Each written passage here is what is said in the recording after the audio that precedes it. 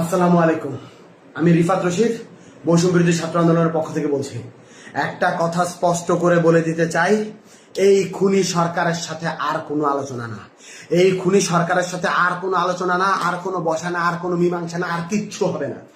তারা প্রত্যেকবার ক্র্যাকডাউন চালিয়েছে। বাংলাদেশে গণহত্যা চালানোর পরেও আমরা শিক্ষার্থীরা যখন রাজপথে নেমেছিলাম তখন আমরা চুপ করে বসেছিলাম। আমরা কিন্তু রাজপথে খুব শান্তিপূর্ণ কর্মসূচি দিয়েছিলাম।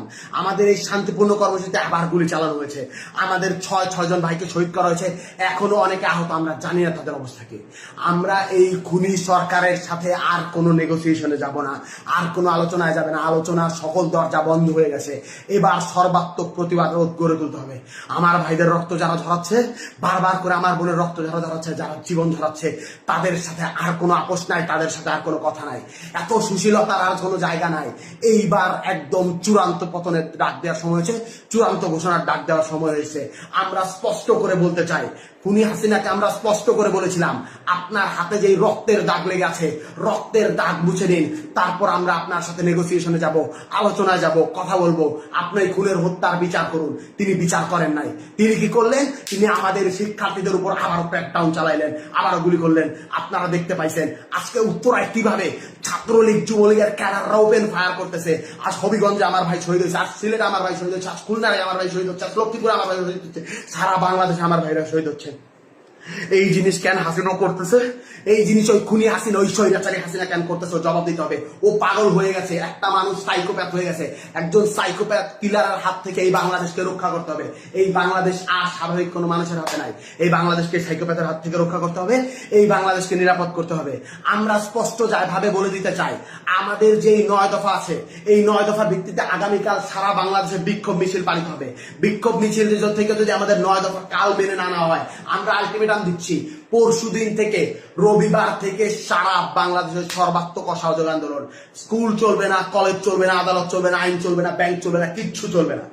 সবকিছুতে সর্বাত্মক অবরোধ, সবকিছুতে সর্বাত্মক অসহযোগ আন্দোলন চলবে। সবকিছু বন্ধ করে দেওয়ার ঘোষণা দেওয়া হলো। আর কোনো কিছুতেই আমাদের অবকাশ নেই। আমাদের বুকের রক্ত যারা প্রতিদিন ঝরায়, আমরা চুপ থাকার পরেও, আমরা শান্তিপূর্ণ থাকার পরেও নিরস্ত্র মানুষের প্রতি যে গুলি চালায়, গণকে যে হত্যা করে তার গণভবনে থাকার অধিকার নাই। গণকে যে হত্যা করে তার গণভবনে থাকার অধিকার নাই। আমার ভাইদের রক্ত প্রতিদিন ঝরানো হচ্ছে। এই রক্তের হিসাব পড়তে পড়তে পড়তে পড়তে পাহাড় সম রক্ত হয়ে গেছে। এই রক্তে তাকেই ডুবে মরতে হবে। এই বাদে কোনো উপায় নাই।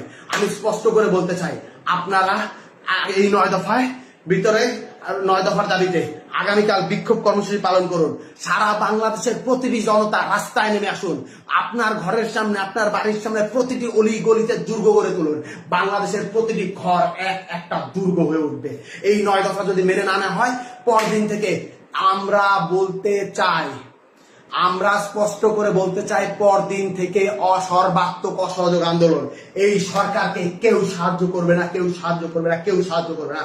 গোটা বাংলার ছাত্র জনতা, গোটা বাংলার কৃষক জনতা, গোটা বাংলার শ্রমিক জনতা একত্র হয়ে গেছে। এই সরকারকে কেউ সাহায্য করবে না। কেউ ব্যাংকে টাকা দিবেন না, কেউ কিচ্ছু করবে না, কেউ কোনো লেনদেন করবে না, অফিসে আদালতে যাবেন না। এই সরকারের সব থেকে বড়, এই দেশের সব থেকে বড় যে 2টা খুঁটি, একটা হলো গার্মেন্টস প্রতিষ্ঠান, আরেকটা হলো রেমিটেন্স। প্রবাসী ভাইদেরকে বলতেছি, একটা টাকা বৈধ চ্যানেলে রেমিটেন্স পাঠাবেন না।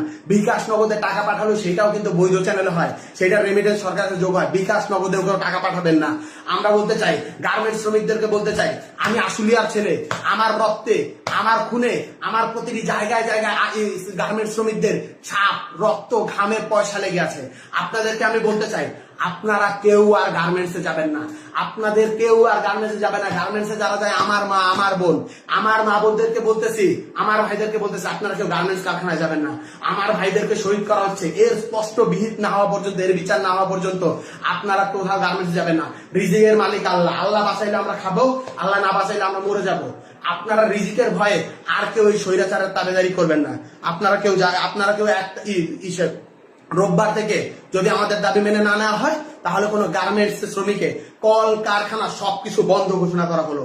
আমরা স্পষ্ট করে বলতে চাই, কিছুক্ষণের মধ্যেই বৈষম্য বিরোধী ছাত্র আন্দোলনের পক্ষ থেকে অফিসিয়ালি প্রেস রিলিজ দেওয়া হবে। আমরা বলতে চাই, এই 9 দফা যদি আগামীকালকে মেনে না নেওয়া হয়, যেই অসহযোগ আন্দোলন হবে, সেই অসহযোগ আন্দোলনের পরিণতি কি সেইটা আপনি স্পষ্ট বুঝতে পারতেছেন। ইন্টারনেট বন্ধ করে দেওয়া হতে পারে, সবকিছু বন্ধ করে দেওয়া হতে পারে।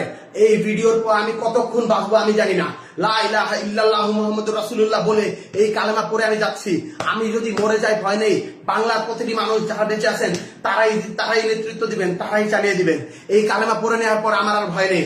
আল্লাহর কাছে আমরা বলতে চাই, আল্লাহ এই জালিমের তুমি পতন করো, এই জালিমের তুমি বিচার করো। আপনারা প্রত্যেকটি ধর্ম আছে, মসজিদে, মন্দিরে, পেগোড়ায়, গির্জায়, সকলের যে স্রষ্টা আছে তাদের কাছে আপনার হাত তুলুন, আওয়াজ তুলুন, বলুন এই জালিমের থেকে আপনারা পতন চান। আমরা আর কিছু বলবো না। আমরা একটা কথা স্পষ্ট করে বলতে চাই, আমাদের মানুষের যখন পতন আসে তখন সে পদে পদে ভুল করে। আমার ভাইদের শান্তিপূর্ণ আন্দোলনে আমার বোনদের যে গুলি করলো, সেই রক্তের জবাব দিতে হবে হাসিনা। এভাবে পার পাওয়া যাবে না।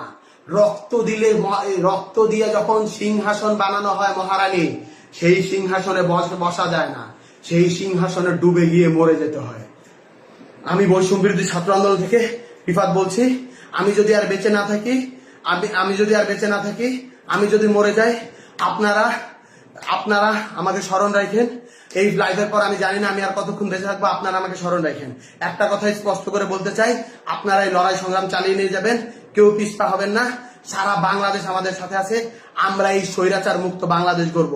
যারা এই আমাদের রক্তে, আমাদের খুনের উপর পাড়া দিয়ে, আমাদের রক্তের উপর পাড়া দিয়ে এই জালিমশাহী সরকার কায়েম করছে, জালিমশাহী শাসন ব্যবস্থা কায়েম করছে, তাদের সমস্ত স্ট্রাকচার, সমস্ত প্রতিষ্ঠান, সমস্ত স্তম্ভ ভেঙে গুড়িয়ে পায়ে মারিয়ে দেওয়া হবে। এই বলেই আমি আমার বক্তব্য শেষ করছি। আন্দোলন চলছে, আন্দোলন চলবে। শহীদের রক্তের দাবি আদায় না করা পর্যন্ত, শহীদের রক্তের বিচার না হওয়া পর্যন্ত আমরা আমাদের রাজপথ ছাড়বো না। আজ থেকে বাংলাদেশের প্রতিটি ঘর একটি দুর্গ।